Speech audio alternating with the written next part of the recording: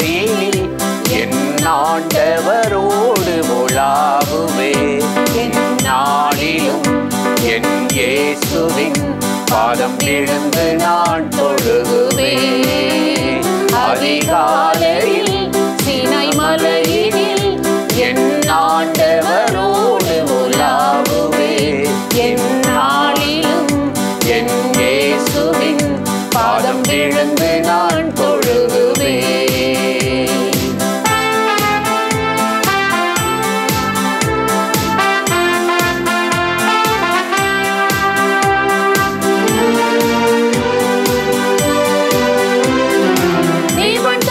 மலைக்கு ஓடுவே, ஜீவனுள்ள ஆண்டவர் சத்தம் கேட்பே. ஜீவன் தப்ப மலைக்கு ஓடுவே, ஜீவனுள்ள ஆண்டவர் சத்தம் கேட்பே. சமபூமியில் நான் நிற்பதில்லை, சமபூமியில் நான் நிற்பதில்லை. உலகத்தை திரும்பி நான் பார்ப்பதில்லை, உலகத்தை திரும்பி நான் பார்ப்பதில்லை.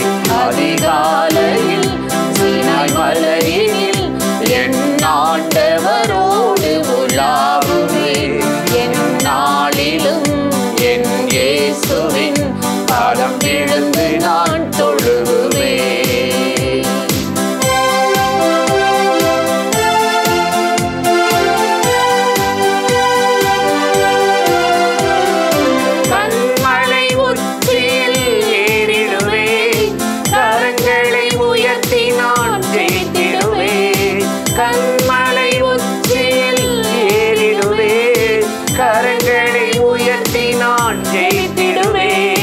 மகிமையின் பிரசன்னம் என்னை மூடுமே, மகிமையின் பிரசன்னம் என்னை மூடுமே. முகமுகமாய் நான் பேசிடுவே, முகமுகமாய் நான் பேசிடுவே. அதிகாலையில் சீனாய் மலையினில் என் ஆண்டவரோடு உலாவுவே. என் நாளிலும் என் இயேசுவின் பாதம் விழுந்து நான் தொழுகுவே.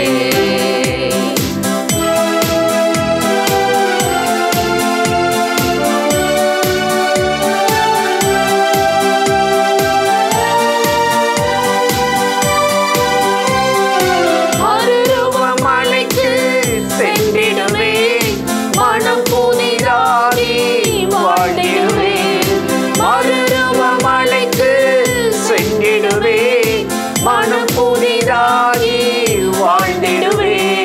தேவ தரிசனம் பெற்றிடுவே, தேவ தரிசனம் பெற்றிடுவே.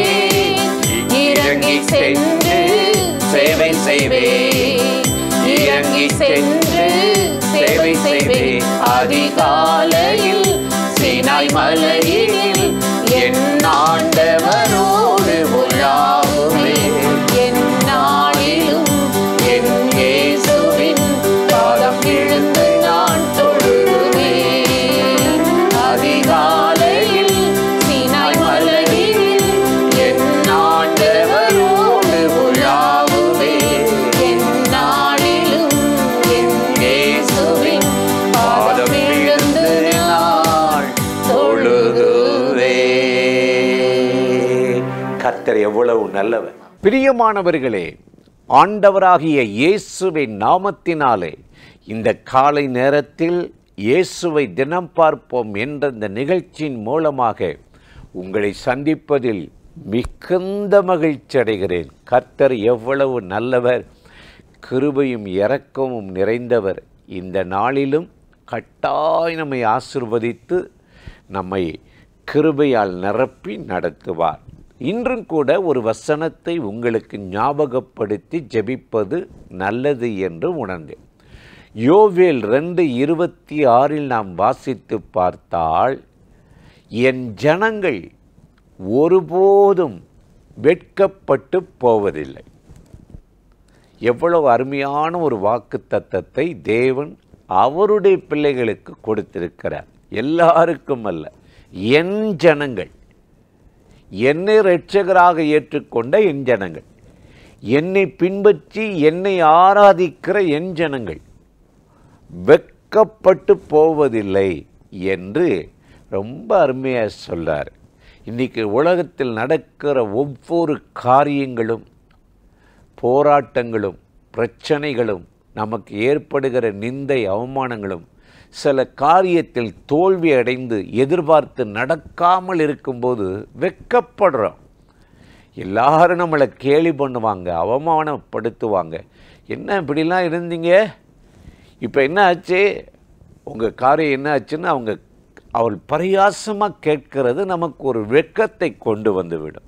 எனக்கு அருமையான சகோதர சகோதரிகளே, இப்படித்தான் பல காரியத்தில் மனிதர்களுக்கு நிந்தையும் அவமானமும் வெட்கமும் வருகிறது.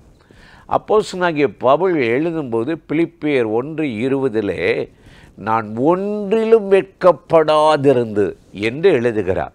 எவ்வளவோ அவருக்கு எதிர்ப்புகள், போராட்டங்கள், பிரச்சனைகள், நிந்தைகள், அவரை நிர்வாணப்படுத்துகிறார்கள், கல்லால் எறிகிறார்கள், காரி துப்புகிறார்கள். இப்படிப்பட்ட அந்த நிந்தையில் அவமானத்தில் கடந்து போன அந்த அப்போஸ்தலனாகிய பவுல் சொல்லுகிறார், ஆகிலும் நான் ஒன்றிலும் வெட்கப்படாதது. காரணம், என் ஜனங்கள் ஒருபோதும் வெட்கப்பட்டு போவதில்லை என்ற அந்த ஆண்டவருடைய வார்த்தை அப்போஸ்தலனாகிய பவுலுடைய வாழ்க்கையில் நிறைவேறியிருந்தது.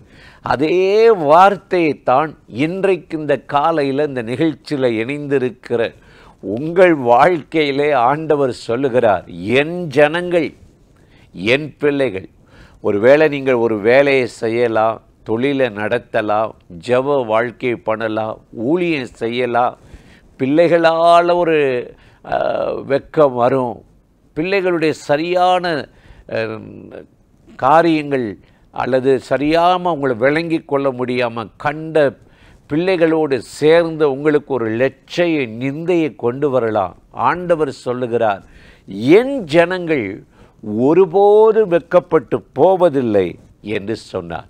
சாத்தானுடைய வேலையே தேவ பிள்ளைகளை கண்காணித்து எப்படியாவது அவர்களை ஏமாற்றி வஞ்சித்து வெட்கப்படுத்துவது, நிந்தையை கொண்டு வருகிறது.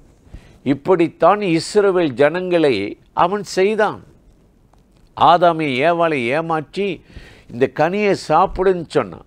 சாப்பிட வச்ச உடனே வெட்கம் என்று அறியாதிருந்த அவர்கள், மகிமையால் நிரப்பப்பட்டவர்கள், அவர்கள் நிர்வாணமாக இருந்தது கண்டு ஓடி வெட்கப்பட்டு ஒளிஞ்சிட்டாங்களாம். சாத்தான் ஏமாத்திடுவான்.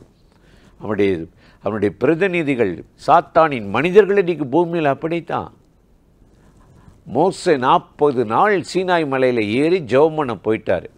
கொஞ்சம் வர தாமதமாயிருச்சு. பொறுமை இழந்த இஸ்ரவேல் ஜனங்கள் முறுமுறுத்து ஆரோனிடத்தில் அவருக்கு என்ன ஆச்சு, அவர் உயிரோடு வருவாரான்னு தெரியல, இப்போ காலம் கடந்துகிட்டு இருக்குது, நமக்கு பெரிய பிளான் எல்லாம் இருக்குதுன்னு சொல்லி அவனை தூண்டி விட்டு கன்றுக்குட்டியை உண்டு பண்ணிட்டாங்களாம். ஒரு ஆபரணங்களெல்லாம் கலட்டி தீயில போட்டு கன்றுக்குட்டியை உண்டு பண்ணி, எங்களை எகிப்திலிருந்து மீட்ட கன்றுக்குட்டிகள் தெய்வங்கள் இவைகளை வெட்கப்பட்டு போனாங்களாம், அவமானம் அடைஞ்சிட்டாங்களாம். விக்கிரகங்களை, சொரூபங்களை வணங்கி மனுஷ ஆலோசனை கேட்கிறவங்க சில காரியத்தில் அப்படி தான் வெட்கப்படுவார்கள். அதனால தான் சங்கீதம் 97:7 சங்கீதக்காரன் சொல்லுகிறார், சொரூபங்களை வணங்கி விக்கிரகங்களின் பின்னாலே ஓடுகளுடைய காரியங்கள் வெட்கப்படும் என்று சொல்லுகிறார். எனக்கு அருமையான சகோதர சகோதரிகளே, ஆகவே இன்றைக்கு நாம் எந்த ஒரு காரியத்திலும் வெட்கப்படாமல் தேவனை பின்பற்றி அவருடைய நடத்துதலின்படி நம்ம வாழும்போது நம்ம வெட்கப்படுவதில்லை. இதைத்தான் வேதத்தில் ஏசாயா 29:22 பார்க்குறோம். இனி யாக்கோப்பு வெட்கப்படுவதில்லை. வீட்டை விட்டு அண்ணனை ஏமாற்றி ஆசீர்வாதத்தை வாங்கும்போது அவன் விரட்டிட்டான். எனக்கு போட்டியா எதிரியா, நீ என்னை போல் ஏசா மாதிரி நடித்து என் அப்பாட்ட ஆசீர்வாதம் வாங்கிட்டேன், இனி இந்த வீட்டில் நீ இருக்கக்கூடாது, ஓடிப்போ, வெட்டுவேன் குத்துவேன் மிரட்டிட்டான். ஒரே இரவு கட்டிய துணியோடு ஓடுனான். எவ்வளவு வேதனையாக இருந்திருக்குல்ல. சீரியா தேசத்துக்கு லாபானிடத்துக்கு ஓடி 20 வருஷம் அங்கே இருந்தான். ஆனால் கர்த்தர் அவனை மறுபடி சரி பண்ணி, இப்படிலாம் ஏமாற்றக்கூடாது, போட்டி போடக்கூடாது, அவனை உருவாக்கி என்ன செய்தாராம், திரும்ப கொண்டு வந்தாராம்.